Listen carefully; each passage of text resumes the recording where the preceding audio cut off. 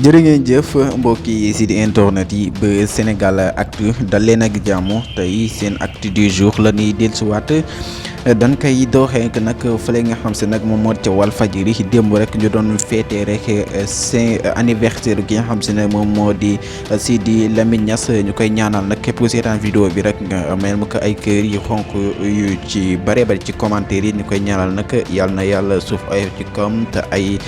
leeram gën a yokk moom mi xamoo di Sidi Lamine Niass ndax fa laata ci Sénégal def na lu bare ci Sénégal macha allah ba tax loolu nag fa li nga xam si ne moo di ca Walf ginnaaw livre bi nga xam si ne doomam ji nga xamante ne si ne moo di Lamine Niass daal moo ko présenté pour livre boobu rek pour ki war a doon présidentiel atum 2024 mooy 5 président bu Sénégal moom mi nga xam se moo di livre bi nag instant bi nag ñu ci bëri ñoo ngi ci wax ba tax ne livre boobu ku ko lire rek di nga xam rek kan mooy war a doon 5e président bu 2024 ki nga xam se ne moom moo di Habib Sy daal indi na ci ay révélation ci livre boobu moom nag moom ci xamle ne ki nga xamante ne si ne nag moom moo di livre bi nga xamante si ne moom la na bind daal ku ko lire rek di nga xam ne 5e présidentiel bu 2024 kenn rek la muy Ousmane Sonko ndax caractère yëpp rek moo li Ousmane Sonko imposé Sénégalais yi daal mooy ci biir livre boobu te kan nag loolu ku ko lire rek di nga xam ne daal Ousmane Sonko rek mooy 5e président bu 2024 ci loolu noonu ba tey dañuy jàll ak ci acte du jour bi nga xam si moo gën a yokk tax ñu def vidéo bi ak ki nga xam si moo di journaliste bi Dakar Matin bi di Pape Alé Niang moom nag moo ñu xamal ne di dellusiwaat nag ci li nga xam si ne moo di actualité Sénégal bi ak fi mu toll nii wax na nag nguuru ko France nag dañoo tekk seen bakkan ci mim réewum Sénégal ginnaaw nag ñoom ban perte Mali ak Burkina yu yëpp ñu perte ko. ñoom nag instant bi nag seen bakkan bi dañ kaa teg nag ci nguuru ko Sénégal gi ci Sénégal lañ ko teg bëgguñu ko perte ci nguuru ko Macky Sall ba tax na ñoom mi nga xam di Pape Alé Niang refele wax na rek ne nguuru ko Sénégal ak bu France dañ doon préparé pour enrôler procès Mame Mbaye Niang ak ki nga xam di Ousmane Sonko le 8 décembre bii ñu jamono lañ ko bëggoon a enrôler mais loolu daal ay gàllankoor moo ci am rek ba tax rek ñu daat koy bàyyi Pape Alé Niang yëkkati kàddu yooyu wax na Sénégal na ak fi mu metti ni mu mettee nii Macky Sall teg ñu rek coono te bëgguñu li nga xam seen nag moom Macky Sall bëggul jàmm am Sénégal loolu kàddu yi Pape Alé Niang ba tax moom Pape Alé Niang mu yëkkati woon kàddu yooyu jëmale ko nag ci li nga xam ne état bu Sénégal ak nguurug France gi nga xamante ne si nag instant bi ñoom daal bëgguñu benn yoon pour bàyyi rek li nga xamante ne si nag moom moo di réew mi xam di réewum Sénégal ndax ñoom seen bakkan lañ ci tekk moom mi di Pape Alé Niang ba tey nag moo yëkkati waa ay kàddu wax na rek ki nga xam moo di Ousmane Sonko daal instant bi Sénégalais yi bëgg nañ ko ba dugal ci seen xol ndax gis ngeen parrainage yi nga xam si nag ba mu tàmbalee ba tey daal boobu léegi rek ñoo ngi ko gis parrainage yi ak kii wax doon 5e président boo ko xoolee rek ci parrainage yi ndax Bassirou Diomaye Faye mi nga xam si nag parrainage yi instant bi nag moom fees na ci trop ginnaaw ba Ousmane Sonko xoon na leen daal parrainé leen ki nga xam moo di Bassirou Diomaye Faye ñoom nag démb ci El Malick Ndiaye sax yëkkati woon na ay kàddu wax ne ñoom bëgguñu woon sax parrainage de citoyen mais xam na ne Sénégal yi fi ñu toll ci ñu war leen jaay doole ku nekk rek yaay wax ne am naa ay millions de parrainage mais ku nekk nag na nga imposer say millions de parrainage mais ñun daal xam nañ li ñu am ci parrainage te Sénégalais yi wuyu nañ ci bu baax a baax te objectif bi nu lii woon daal matal nañ ko sëkk nag kon nag instant bi ñu ngi sant Sénégalais yi moom mii di El Malick Ndiaye yëkkatoon kàddu yooyu ba tax ne moom El Malick Ndiaye tamit moo xamle woon ci diggante moom ak li nga xam si ne moo di prison bi nga xam si nag jàpp nañ ko fa ba def ko garde à vue bu sa vie boobu sax si la ñëw moom mi di El Malick Ndiaye xam leen sax loolu kon ko def daal garde à vue boobu nag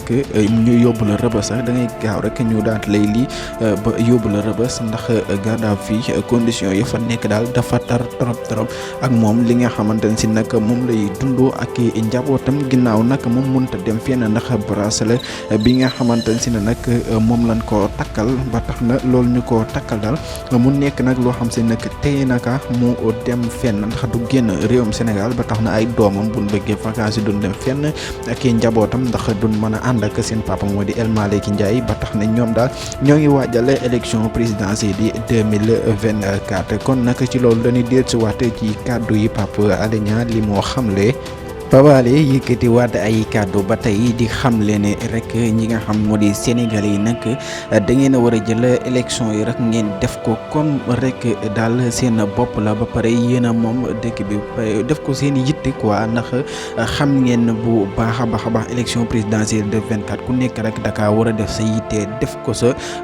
benn mission boo xam seen chaque jour rek da nga faa war a jëmal pour rek mën a tànn sa candidature pour voter que surtout nag ki nga xam moo di président Ousmane Sonko. Pape Alé Niang ba tey moom nag mu yëkkati ay kàddu jëmale ko nag ci ñi nga xam si nag moom moo di diaspora bi ginnaaw ñoom liggéey bu rafet bi nga xam si nag ñoo ngi koy amal ñi nga xam si moo di diaspora bi Pape Alé Niang mi leen di sant di leen gërëm trop mais nag wax na leen na am na lu des ndax daal ginnaaw élection législative yi bi moo jàllee liggéey bu rafet bi nga xam si yéen a ngi koy def ba tey di dajale xaalis bu bari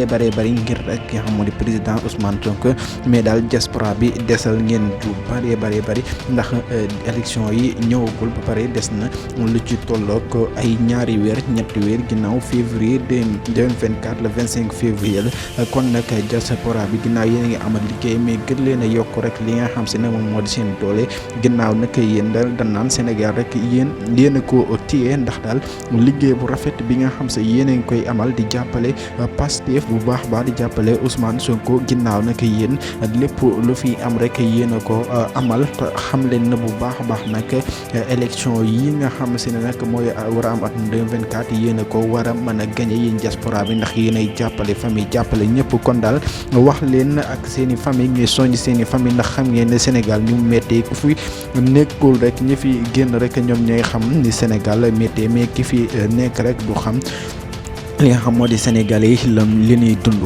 Pape Alé yëkkati waate ay kàddu ba tey di ko jëmale waate ci diaspora bi ñoom nag ñoom leen di xamle daal instant bi ginnaaw yéen a ngi ci seddaay bi métti na trop seddaay bi ak nees bi yooyu yëpp métti na mais xam leen lu baax a baax li ngeen mën ci biir réew mi sénégalais yi nga xam se ñoo nekk ci biir réew mi sax mënuñu ko ndax yéen a ngi amal liggéey bu exceptionnel ci fi nga xam si nag moom moo di réewum Sénégal ginnaaw nag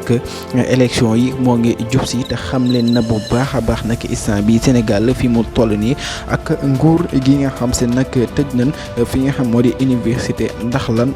des raisons de politique moom moo tax ñu tëj li nga xamante ne si ne nag moom moo di université yi ndax yaakaar na ñoom rek ñoom ñooy indi li nga xam se nag manifestation yi nga xam ñooy am Sénégal ginnaaw nag ay manifestation yu bari amoon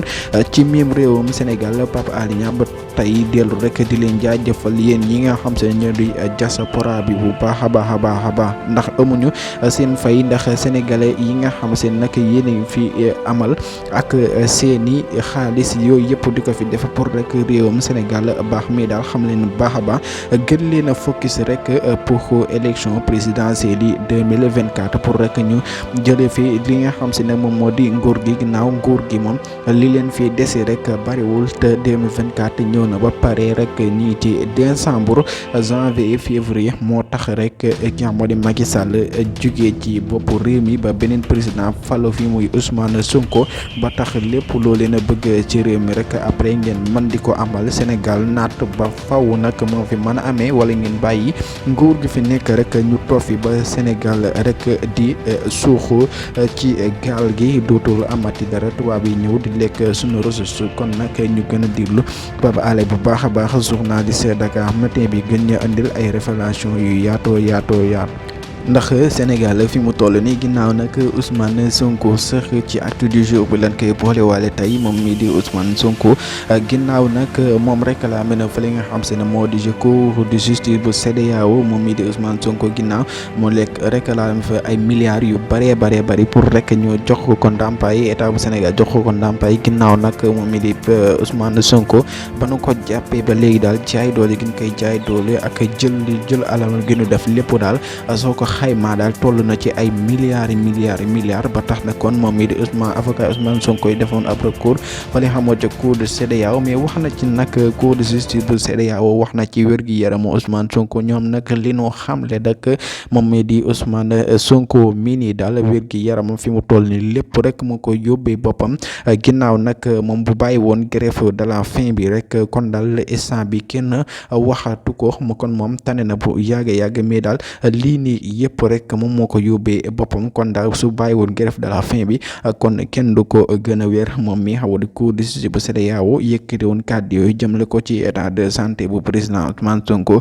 di leen di jaajëfal yéen ñi topp seen chaîne bi di ba Sénégal Actu di leen wax nag ngeen wéy di abonné di like vidéo prédik di seen di partager dina ñëwaat seen actu du jour bu gën a yaatu ak ki nga xam si nag moom moo di Pape Alé Niang jaa ngeen jëf di leen wéy di abonné